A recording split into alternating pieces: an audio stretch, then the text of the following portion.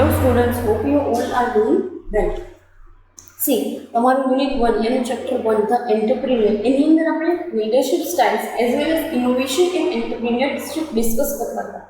એની અંદર આપણે કઈ કઈ વસ્તુ જોયેલી તો કે ભાઈ ઇનોવેશનની શું જરૂરિયાત છે એ વસ્તુ આપણે મોર દેન ધી 5 to 6 મિનિટ્સમાં આપણે ડિસ્કસ કરેલી કે વાય વી નીડ ઇનોવેશન, શું જરૂરિયાત છે ઇનોવેશનની. બરાબર, તમને માઇન્ડમાં એવું ક્વેશ્ચન થાય કે મેડમ આટલું બધું ડિસ્કશન કેમ કરો છો, બટ એક વસ્તુ તમે સમજી લો કે તમારી પાસે જો ડિસ્કશન પર્સપેક્ટિવ હશે તો તમને આઈડિયા આવશે કે આવી વસ્તુ આપણે એક્ઝામિનેશનની અંદર લખી શકીએ છીએ ઓર એઝ પ્રેક્ટિકલી આવી વસ્તુઓ થતી પણ હોય છે. Fine, so you will get sum idea, તમને એ વસ્તુ માટેના આઈડિયા નહીં. એટલા માટે આપણે આ લાંબુ લચક ડિસ્કશન કરીએ છીએ. Fine, nothing more than this, let us discuss what they are trying to tell us. બરાબર, એ લોકોનું કહેવાનું મિનિંગ શું છે આપણને એ વસ્તુ જોઈએ શું કહેવામાં આવે છે. તો સી આપણે ફર્સ્ટ વન ડિસ્કસ કરી લીધું હતું કે new industries, new technologies, new economic systems are results of the great innovations. અલગ અલગ ઇનોવેશન જે છે એના રિઝલ્ટ તરીકે જ આપણને આખી નવી ઇકોનોમિક સિસ્ટમ મળેલી છે. નવું જે છે એ ઇકોનોમિક પેરામીટર્સ મળેલા છે. કહેવા શું માંગે છે, in recent years innovations in micro electronics have lead us or lead us. Lead એટલે કે સિમ્પલી લીડનું વીટું છે, પણ તમે પાસની વાત કરો છો તો લેડ અસ. બરાબર, micro electronics have led us to information age. પહેલાં છે ને આ કહેવા શું માંગે છે પહેલી લાઈન તો પહેલાંના ટાઈમ પીરિયડની અંદર છે ને આપણે જે કાંઈ બી વસ્તુ હતી ને એમાં ક્યાંય પણ છે ને આ ટાઈપની વસ્તુ કરવામાં જ નથી આવતી. એટલે કેવું તો કે અત્યારે તમે કેટલી ઇન્ફોર્મેશન ટેકનોલોજી જો ચાલી એવા કેટલા બધા ગેજેટ્સ જુઓ છો, કેટલી બધી વસ્તુ આ social media, Instagram, WhatsApp, Facebook, whatever you are using the social media format, તમે કોઈ પણ સોશિયલ મીડિયા ફોર્મેટ યુઝ કરો છો બરાબર, તો એ વસ્તુ માટે જે છે એ તમે સિમ્પલી કઈ વસ્તુને લઈને ચાલતા હોય છો. તો સી તમને ખબર છે કે આ વસ્તુ કેવી રીતે પોસિબલ છે તો કે ના, તમને એ આઈડિયા છે કે કેવી રીતે આ વસ્તુ આગળ જઈને થઈ શકશે તો કે ના, પણ તમે આ જેટલી બી વસ્તુ યુઝ કરો છો તે are the product of micro electronics. જેમાં તમે નામ સાંભળ્યું છે ફાઇબર ઓપ્ટિક્સ, આ છે તે છે. અને અત્યારે તો કેવી વસ્તુ, કેટલા ઇનોવેશન પાણીની અંદર, સમુદ્રની અંદર એ લોકો જે છે એ પેલું વાયરિંગ છે જે કરવાની ટ્રાય કરે છે. Even if they are trying to build up the pulls and bridges over the Ocean's, સમુદ્ર ઉપર એ લોકો બ્રિજ બનાવવાની ટ્રાય કરે છે. સો તમને શું લાગે છે કે આવી બધી ટેકનોલોજી માટે કેટલા એફર્ટ કરવા પડતો હોય? It tax ઇમેન્સ effort. તમે એક ક્લિક કરો છો ને જે લાઇક થઈ જાય છે ને બધા લોકોને બતાવે છે ને કે આ રીતે લાઇક કર્યું, it takes huge efforts. But due to improvisation and innovation આ બધી વસ્તુ એકદમ ઇઝી થઈ ગઈ. બરાબર, સો સિમ્પલ વેની અંદર ત્યાં તમે ટચ સ્ક્રીન મોબાઈલ જે કંઈ પણ યુઝ કરો છો એમાં તમે કેટલી ઇઝીલી ગમે તે ફંક્શન તમારે ચલાવી શકો. દેશ દુનિયાની ગમે તે વસ્તુ જોવી હોય, ન્યૂઝ જોવા માટે તમે જોઈ શકો છો. Even you can watch the Hollywood movies. પહેલાં તો હોલિવૂડ મૂવીઝ જોવા એ આમ એક બહુ પ્રિવિલેજની વાત ગણાતી. હવે તો આપણે બધા નોર્મલી જોઈએ છીએ. You are using Netflix and Hotstar ને કેટલી બધી વસ્તુ તમે એમેઝોન પ્રાઇમને આ બધી વસ્તુ પર વેબ સિરીઝ જે કંઈ પણ જુઓ છો ઓટીટી ફોર્મેટની અંદર, સો મેની થિંગ્સ. તો આ બધી વસ્તુ ઇનોવેશનનું જ આઉટકમ છે. નેક્સ્ટ શું કહે છે કે the efforts by a few entrepreneurs have changed the society in extraordinary ways. આપણા માર્ક ઝુકરબર્ગ ભાઈ જે છે એમણે ફેસબુકનું ઇન્વેન્શન કર્યું. એટલે કે ફ્યુ એન્ટરપ્રિન્યોરના એફર્ટ તો કે હા એ ભાઈનો એફર્ટ હતો તો કે હા કે મારે લોકોને કનેક્ટ કરવા છે through the medium of Facebook. એ ભાઈ ફેસબુક લાવ્યા, પછી એ ભાઈ ચેટિંગ એપ એટલે કે વોટ્સઅપ કોઈક બીજું લાવ્યું હતું જેણે એમણે ખરીદી લીધી, પછી ઇન્સ્ટાગ્રામ કોઈક બીજું લાવ્યું હતું જેણે જે વસ્તુને એમણે ખરીદી લીધી. બરાબર, હવે તો તમે ગમે તે ખોલો વોટ્સઅપ, ફેસબુક કે ઇન્સ્ટાગ્રામ ફ્રોમ ફેસબુક જ આવે છે. બરાબર, તો સી ફેસબુક છે ને એ ઇન્વેન્શન હતું. એમાં કંઈ ઇનોવેશન નથી. પહેલાં કોઈ આવી જિંદગીમાં સાઇટ જોઈ લીધું, બરાબર. પણ ફેસબુક આવ્યું, ફેસબુકની અંદર નવા ફીચર્સ આવ્યા. તમે શેર કરી શકો, તમે લાઈક કરી શકો. પછી પ્રાઇવસી પોલિસી આવી કે તમે લાઈક કર્યું, શેર કર્યું, કોણ જોઈ શકે, આ છે તે છે. મેસેન્જરની ફેસિલિટી આવી કે ભાઈ ફેસબુક થ્રુ તમે ચેટિંગ બી કરી શકો, બરાબર. આવી કેટલી બધી ફેસિલિટી ફેસબુકની અંદર આવી. પછી એને વિચાર્યું કે આમાં સારું લોકોને મજા નથી આવતી, તો કોઈક વ્યક્તિએ ફેસબુક વોટ્સઅપ લઈ લીધું કે ખાલી ચેટિંગ એપ પણ જોવું જોઈએ, બીજું કાંઈ નહીં, પર્સનલમાં ચેટિંગ કરવાની મજા કરો. તો વોટ્સઅપ લઈ આવ્યા. પછી વોટ્સએપની અંદર બી કેટલા બધા ફીચર્સ એડ થવા માંડ્યા, ગ્રુપના ફીચર્સ, વિડીયો કોલ ને audio call, so many things.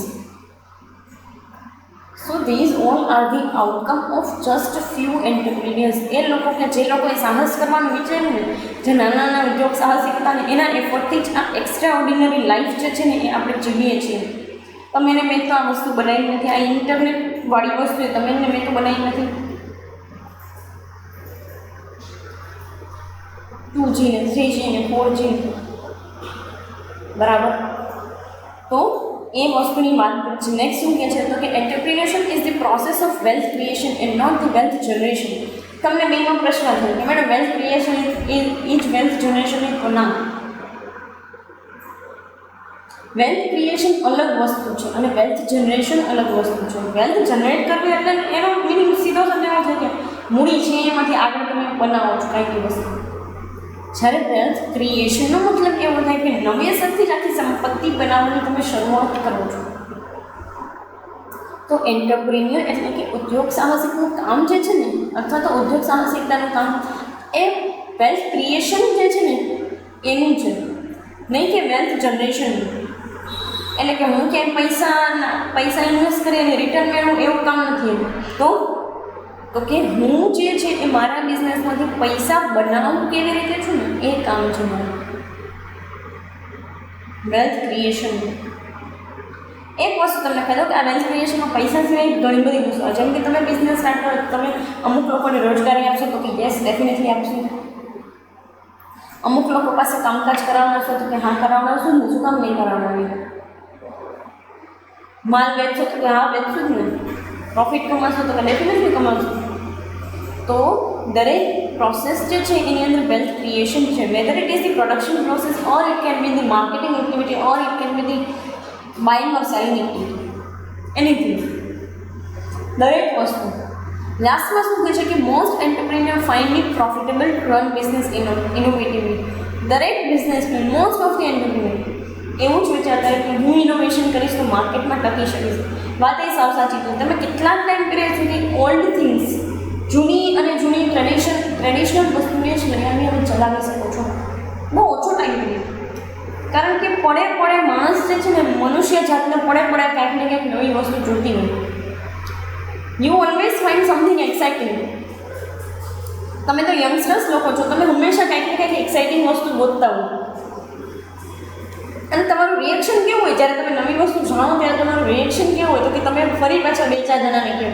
તમે છે ને ઇન્ટરનેટ ઉપર કંઈ નવી વસ્તુ જુઓ છો, ઓર એલ્સ કે તમારા ભાઈ બહેન કંઈ નવી વસ્તુ જોવે છે ને, તો પહેલું રિએક્શન યંગસ્ટર્સ લોકોનું શું હોય તો કે બીજા 5-6 જણાને કહેવું કે જો ભાઈ આવી છે માર્કેટમાં, આવી વસ્તુ ચાલે છે માર્કેટની અંદર,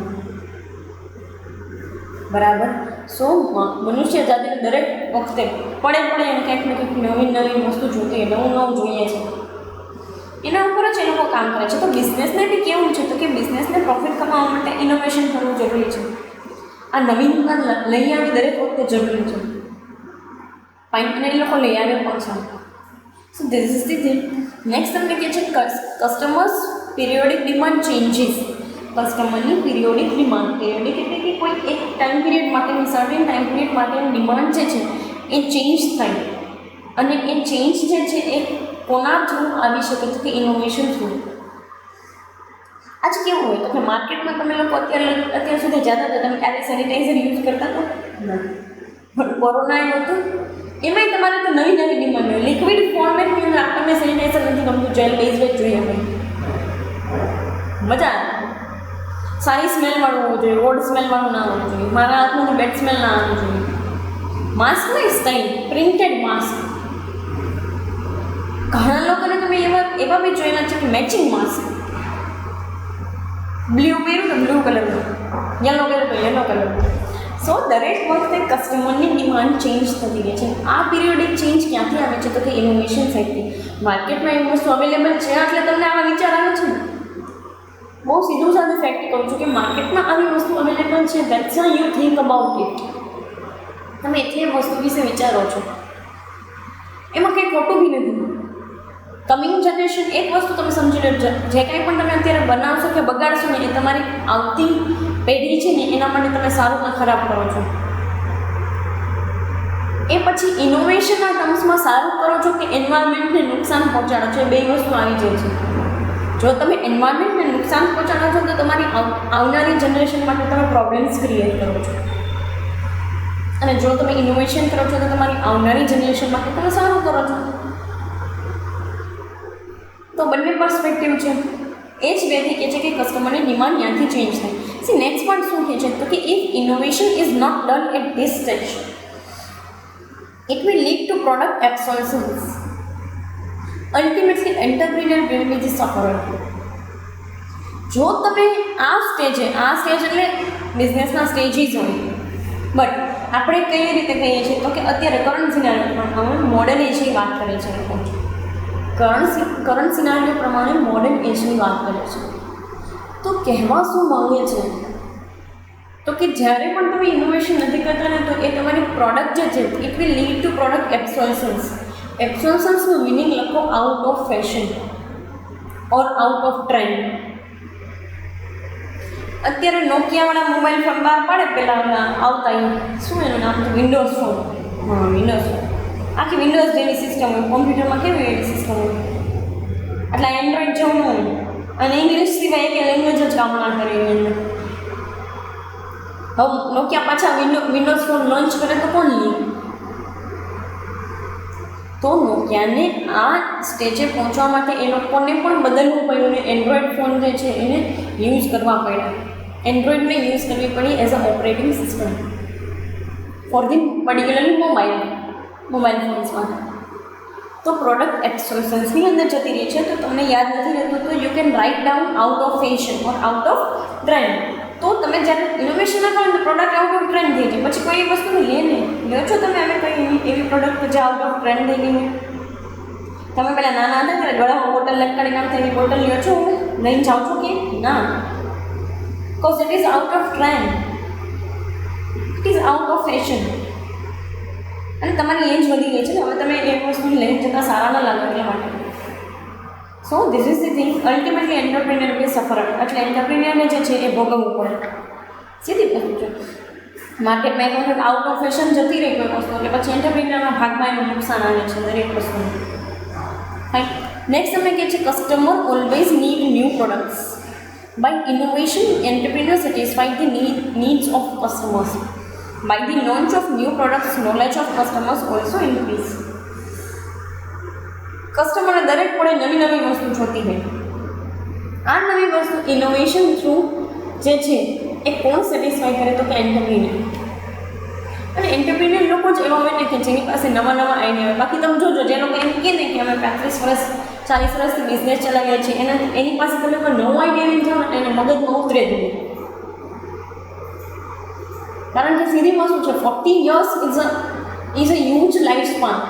તમારી જિંદગીનો ઓલમોસ્ટ અડધો હિસ્સો. અને હવે તો આપણે એટલા બધા જીવતા નથી લોકો 80 વર્ષ સુધી. તો સો ધ થિંગ ઇઝ દેટ કે તમારી લાઈફનો સૌથી મોટો મેજોરિટી પાર્ટનો જો એ વસ્તુમાં સ્પેન્ડ કર્યો હોય તો તમને નવા આઈડિયામાં ઇન્વોલ્વ થવામાં 1% રસ ન હોય. તો નવા આઈડિયાઝ એન્ટરપ્રિન્યોર સાઇડથી જ આવે છે. એ લોકો જ માર્કેટમાં નવી પ્રોડક્ટ લોન્ચ કરતા હોય છે. કસ્ટમરનું નોલેજ પણ આ વસ્તુથી વધે છે. વધે ને આજે હું 2-5 વસ્તુ નવી યુઝ કરું એટલે મને ખબર પડે કે આ આમને આમ થાય છે અને હવે આમાં કંઈક નવું જોઈએ છે મને. તમને શું લાગે છે કે આ માર્કેટની અંદર ઇનોવેશન આવ્યા એમાં ઘણા બધો હાથ કસ્ટમર્સ લોકોનો હોય. કસ્ટમરે માર્કેટમાં એક ડિમાન્ડ કરેલી હોય કે આ નહીં અને આની જગ્યાએ આવું હોય તો કેવી મજા આવે. કેટલી સારી ટેકનોલોજી હોય. શું લાગે છે તમને કે આ ઇલેક્ટ્રિક કારના જે કંઈ બી ફીચર્સ છે એ ક્યાંથી આવ્યો? ક્યારેક કોઈકે એવું કીધેલું હશે, ક્યારેક કોઈકના મોઢામાંથી એની વાત નીકળેલી હશે કે આ વસ્તુ, આ તો ઓટોમેટિક ગિયર હોય અને ઇલેક્ટ્રિક કાર હોય તો કેવી મજા આવે આપણને. ઓટોમેટિક ગિયરવાળી હોય તો કેટલું ઇઝીનેસ છે આપણને ડ્રાઈવ કરવામાં. So sometimes it is the product of even from the side of customers or even from the side of consumers. Fine. Next, okay, both the customers or consumers are benefited. Both the society and consumers are benefited by the entrepreneurs or by the innovations of entrepreneurs. It provides change to the people. Innovation provides inspiration to other entrepreneurs. લોકોને જે છે ને એ તમે એક inspiration provide કરો છો in terms of particularly ઇનોવેશનના ટર્મ્સમાં તમે જે કંઈ પણ આવનારા એન્ટરપ્રિન્યોર્સ છે એને તમે ઇન્સ્પાયર કરો છો કે ના તમે ઇનોવેશન કરો, ઇટ વિલ બી સક્સેસફુલ. ખાસ જ માર્કેટમાં સક્સેસફુલ થાય છે અને અમે નવી વસ્તુ માર્કેટમાં હંમેશા સક્સેસફુલ થાય. હું તમને એક વસ્તુ કહું કે તમે અહીંયા ભણવા આવો છો ને અહીંયાની કોઈ ટ્રેન્ડ સેટ કરો ને અને તમારા જેવા બીજા કોઈ કોલેજના સ્ટુડન્ટ હોય ને એના માટે તમે ઇન્સ્પિરેશન બનો. એ લોકોને એમ લાગે કે ભાઈ આ લોકોએ આપણા જેવડા જ છે તો આ લોકો ઇનોવેટિવ વસ્તુ કરે છે તો આપણે કેમ નહીં. ફાઇન. સો એ વસ્તુ પણ છે. નેક્સ્ટ શું કહે છે તો કે innovations lay foundation for moving ahead and experiencing superiority over others. Innovation છે ને તમને એક એલિમેન્ટ આપે સેમ તો કે આગળ વધવાનું અને સુપિરિયોરિટી જે છે ને એક્સપિરિયન્સ કરવાનું. આપણે બીજા કરતાં ઇનોવેશન તમે કરો ને એટલે બીજા કરતાં તમને સુપિરિયર જ લાગે. શું કામ એપલ એક જ એવી કંપની છે કે જેની પાસે મોનોપોલી છે મોબાઈલ માર્કેટની in terms of operating system or in terms of security. શું કામ એપલની આવી ફેસિલિટી જે છે એને લોકો આટલા બધા લે છે? કારણ કે એની પાસે એવી ઇનોવેશન છે કે જેના લીધે સુપિરિયોરિટી એક્સપિરિયન્સ કરી શકે છે. તો આપણે માર્કેટમાં એવું ઇનોવેશન લાવીએ તો આપણે પણ સુપિરિયોરિટી જે છે એક્સપિરિયન્સ કરી શકીએ. લોકો આપણી હેઠળ આમાં તૈયાર થઈ જાય. હું એવું નથી કહેતી કે આપણા તાબા હેઠળ, બટ એટલીસ્ટ આપણા અંડરમાં આવે અને આપણી સાથે કામ કરવા રેડી થાય. નેક્સ્ટ તમને કહે છે when product is new initially there will be high profit to entrepreneurs as there are no competitors for the product. The maximizing profit through innovation becomes mantra for every entrepreneur. અત્યારના entrepreneur માટેનો એક જ મંત્ર છે innovation કરો અને આગળ વધો અને પ્રોફિટ કમાવો. આ જેટલી બી કંપનીઝ છે એ બધી કંપનીઝ ઇનોવેશનથી જ આગળ વધે છે અને પ્રોફિટ કમાય પણ છે. માર્કેટમાં ઇનોવેશન હોય ને એટલે પ્રોફિટ મળે જ તમને. બેઝિક થિંગ્સ બંને જે છે એ બહુ સારી રીતે જોડાયેલા છે ઇફેક્ટિવલી. ફાઇન. તો અત્યારે પ્રોફિટ કમાવાનો બિઝનેસીસ માટે એક જ મંત્ર છે શું? ઇનોવેશન. નેક્સ્ટ તમને કહે છે innovation helps society and country to prosper. It improves the standard of living of people. Innovation done in one business gives many ideas development for the other businesses. See innovation જે છે ને એ એક વખત કરવામાં આવે ને કોઈ એક વ્યક્તિથી તો એ બીજા આસપાસના જેટલા પણ લોકો હોય ને આસપાસના જેટલા પણ બિઝનેસ એને એક એલિમેન્ટ આપે સેમ તો કે ગ્રોથ માટે એને આઈડિયા આપે કે આપણે આ ઇનોવેશન કરી શકીએ, આપણે જે છે ઇફેક્ટિવ મેળવીને ચાલી શકીએ. તો ધ થિંગ ઇઝ દેટ કે માર્કેટની અંદર ઇનોવેશન અને એન્ટરપ્રિન્યોરશિપનો બહુ એટલે બહુ ગાઢ એવો સંબંધ છે. અને એક વખત તમે ઇનોવેશન કરો તો સોસાયટી ઇમ્પ્રૂવ થાય, લિવિંગ સ્ટાન્ડર્ડ વધે લોકોના, લોકો સારી વસ્તુઓ જે છે એ વાપરતા થઈ જાય. બરાબર. અને બિઝનેસને પ્રોફિટ મળે તો અલગ વસ્તુ છે. આપણી કન્ટ્રી પ્રોસ્પર થાય, કન્ટ્રીનું નામ સારું થાય ને. આજે આપણે કોઈ ટેકનોલોજી સારી ડેવલપ કરીએ તો કન્ટ્રીનું નામ સારું થાય ને. સો ધ થિંગ ઇઝ દેટ કે દરેક જગ્યાએ ઇનોવેશન અને એન્ટરપ્રિન્યોર ઇન્ટરકનેક્ટેડ વેની અંદર છે જ. બરાબર. પછી એ બિઝનેસ આઈડિયા જનરેશનથી માંડીને ફિનિશ પ્રોડક્ટ માર્કેટમાં પહોંચાડવા સુધી, એમાંથી પ્રોફિટ કમાવા સુધી બધામાં તમારે એવું કંઈક કરવું પડશે કે જે નોર્મલ બિઝનેસમાં કરતા હોય નહીં. નેક્સ્ટ પાર્ટ આપણો છે રિસ્ક બેરિંગ એન્ડ એન્ટરપ્રિન્યોર. બરાબર છે. આપણે કમિંગ સેશન્સની અંદર ડિસ્કસ કરીશું. અત્યારે અહીંયા સુધી રાખીએ. Thank you so much.